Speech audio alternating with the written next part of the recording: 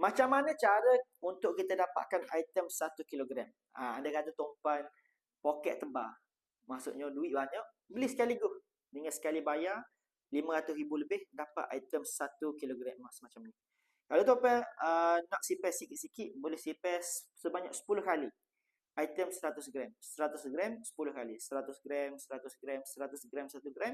Maka tuan akan dapat 1000 juga. 1000 gram juga. Iaitu sekilo.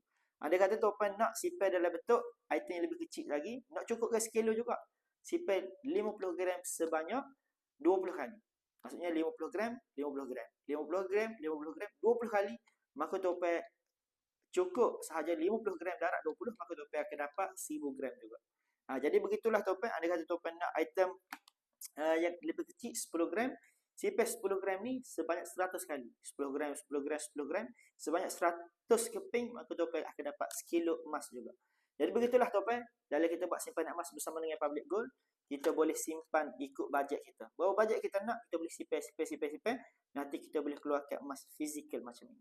Nak saya bantu, tuan boleh klik link di bio saya untuk mulakan simpanan emas bersama dengan Public Gold. Assalamualaikum.